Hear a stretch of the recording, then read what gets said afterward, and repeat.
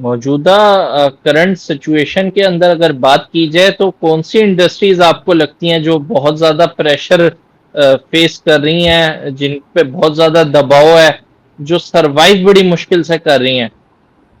अच्छा देखिए, अगर मैं आपका सवाल इस तरीके से समझूं कि कौन सी नहीं कर रही, मतलब मेरी नज़र में कोई भी ऐसी इंडस्ट्री नहीं है जो कि खुश हो। अपनी कैपेसिटी से बिलो, मतलब हर कम फैक्ट्री जो है कोई लोड शेडिंग की बात कर देती है, कोई महंगाई की बात करती है। मेजर फैक्टर आपको क्या लगता है कि क्या उस तरह से डिमांड है ही नहीं, या डिमांड है, फैक्ट्री उस तरह प्रोड्यूस नहीं कर पा रही? आई एम बेसिकली रिसर्चर, और डिफरेंट टॉपिक्स पे रिसर्च करना मेरा पैशन भी है और मेरी जॉब भी। So right now we will be talking about industrial economics, industries के जितने भी प्रॉब्लम्स हैं, और इसके ऊपर काफ़ी मेरा फील्ड सर्वे भी है, मेरी अपनी रिसर्च भी है, मेरे फील्ड विजिट्स भी हैं। तो जो मेरा एक्सपीरियंस होगा I will be explaining to you, and जो मैंने सीखा होगा या जो मैंने देखा होगा, टू बी ऑनेस्ट, तो मैं आपको बता दूंगा, एंड जो मेरा अपना एनालिसिस होगा। So let's start. अगर हम बात करें तो एक टाइम था जब पाकिस्तान का नाम पूरी दुनिया में माना जाता था। पिछले अगर हम 2 डिकेड्स की बात करें तो हम मुसलसल इंडस्ट्रीज के एतबार से पाकिस्तान का डाउनफॉल जो है वो देख रहे हैं। आखिर इसकी बुनियादी वजह आपको क्या लगती है? किन चैलेंजेस की वजह से जो है वो हम उस तरीके से ग्लोबली जो है वो अपनी इंडस्ट्रीज को ग्रो नहीं कर पा रहे? बेसिकली जहाँ से आपने बात शुरू की थी ना, हम वहीं से ही शुरू करते हैं। जिस तरह की आपने बात की बैक इन 1970s, तो 1970s में जो मेजर डाउनफॉल आया था, I won't be dragging into the political issues, directly coming to the point के जो भुट्टो का एरा था, उसमें जो नेशनलाइजेशन के नाम पे जितनी भी इंडस्ट्रीज को मैनिपुलेट किया गया था या ख़राब किया गया था, या सिंपली इन वर्ड्स के उनको बहुत ज़्यादा तंग किया गया था, तो उसकी वजह से ज़्यादातर जो इंडस्ट्रीज थी वो चली गई थी पाकिस्तान से, और जो पाकिस्तान में रह चुकी थी उनको बहुत ज़्यादा एक्सप्लॉइट किया गया था। मतलब according to my knowledge and according to my research, 100+ entities थी जिनको बहुत ज़्यादा तंग किया गया था इन डिफरेंट एस्पेक्ट्स, मतलब वो बेजार हो गई थी। To coming to the point, अगर हम आपके 2 डिकेड्स या फिर इससे पहले की बात करें, चलें 2008 की या 2009 की बात ले लेते हैं, तब मैन्युफैक्चरिंग सेक्टर का जो कंट्रीब्यूशन था जीडीपी के अंदर, that was around 14.8 to be very precise. चलें आप 15% ले लें, बट आज की डेट अगर आप उठा के देखें तो इट इज अराउंड 8.5। अगर एलएसएम की बात करें, लार्ज स्केल मैन्युफैक्चरिंग की बात करें, तो that's 8.2%। And if I talk about SSM जो कि स्मॉल स्केल मैन्युफैक्चरिंग है, दैट इज अराउंड 1.2% और 1.4% टू बी प्रिसाइज। तो percentage of GDP I am talking about, तो आप खुद देखें कि ये कितना ज्यादा ड्रास्टिक चेंज है। अगर आप एलएसएम और एसएसएम को दोनों को कंबाइन भी करें तो it's becoming not even 10% comparison to the 2008 और 2009 फिगर ऑफ 15%, तो वो उसका 5% डिक्लाइन हुआ है।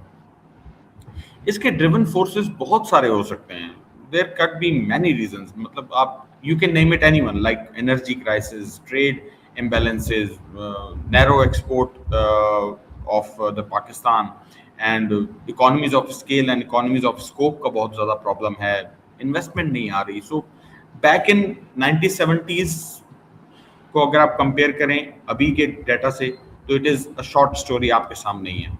This is.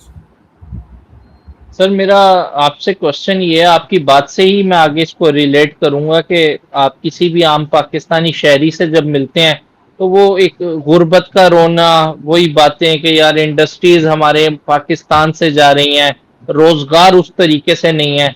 जब इस तरह के सरकमस्टांसेस होते हैं, इस तरह की चीजें जब बहुत ज्यादा फ्रीक्वेंटली एक आम शहरी को सुनने को मिलती हैं, तो बहैसियत कौम, कंट्री के पॉइंट से अगर बात की जाए और एक ऑर्डिनरी पीपल जो आम शहरी है, मुल्क का रहने वाला, उसके पॉइंट से बात की जाए, कितना इम्पैक्टफुल होती हैं इस तरह की चीजें जब वो देखता है कि आज फलानी इंडस्ट्री पाकिस्तान से मूव ऑन हो गई, कुछ दिन बाद फिर कोई ब्रांड पाकिस्तान से मूव ऑन हो गया।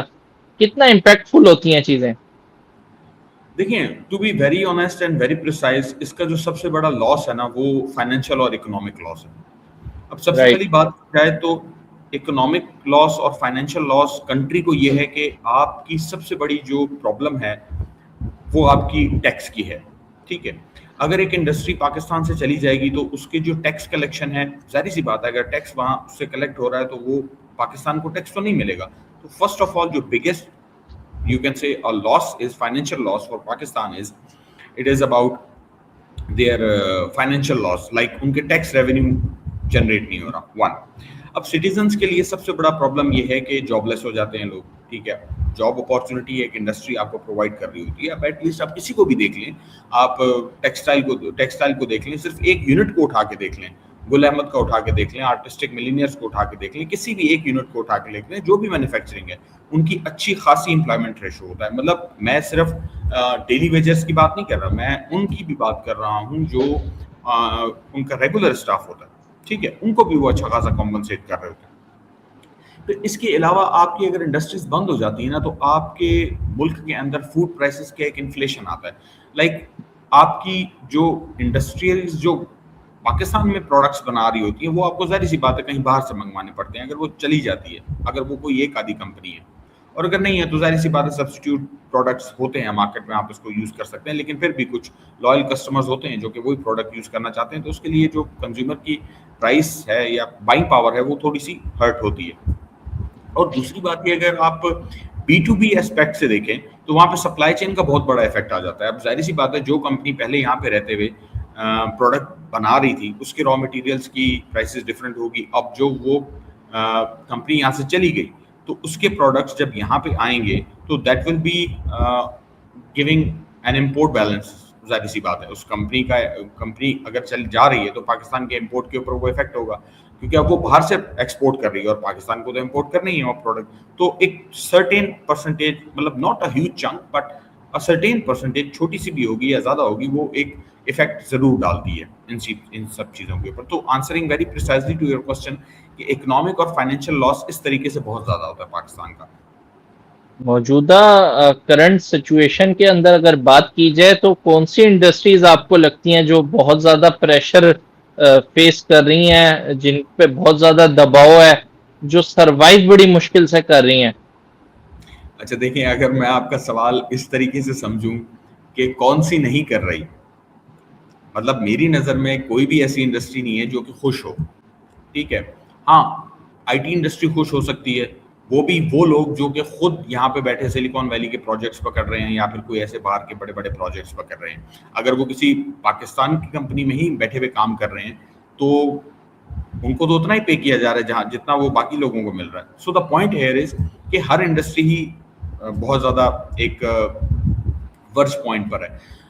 बट फिर भी जिस तरह आपने कहा, तो सबसे ज़्यादा जो मेजर हिट आती है वो ज़्यादातर हमारे टेक्सटाइल फर्म्स को आती है, टेक्सटाइल कंपनीज को आती है। उसके बाद हमारी ऑटोमोटिव इंडस्ट्री भी है और एग्रो प्रोसेसिंग भी है।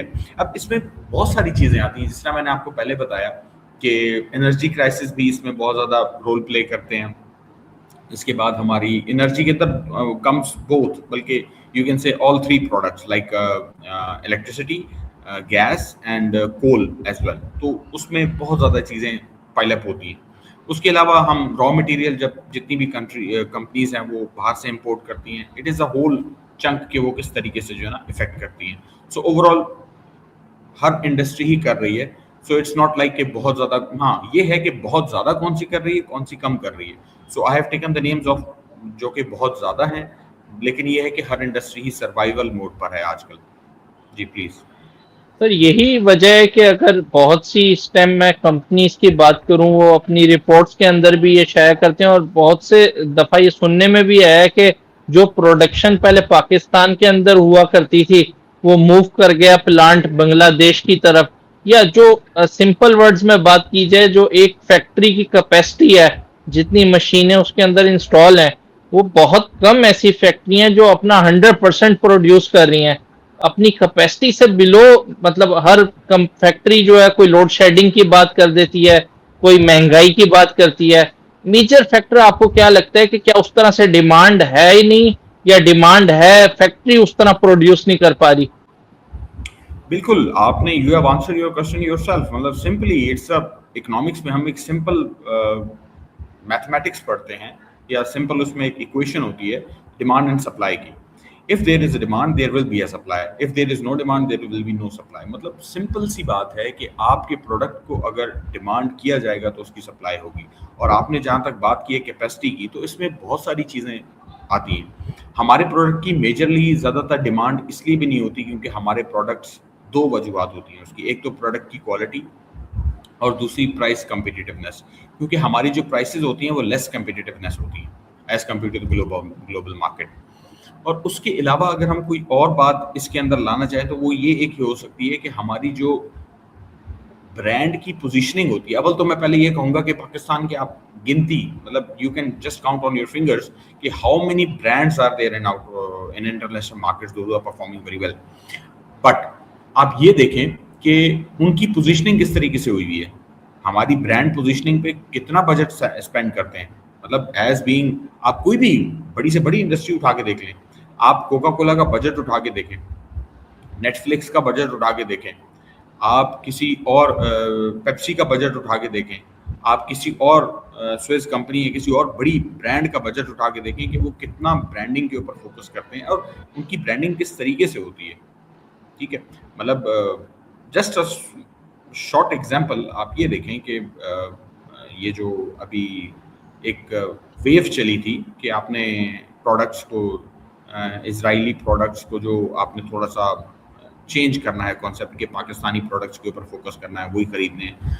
मतलब आपकी एक मार्केटिंग की मार है वो, मतलब एक ब्रांडिंग उन्होंने करनी है और आप लोगों की सारी जितनी भी पोजीशनिंग है ब्रांड माइंड की, वो बिल्कुल चेंज हो जानी है। तो द पॉइंट इज कि हमारी जो ब्रांड पोजीशनिंग है वो भी बहुत ज्यादा डिफरेंट है, मतलब समझ लें ना होने के बराबर है।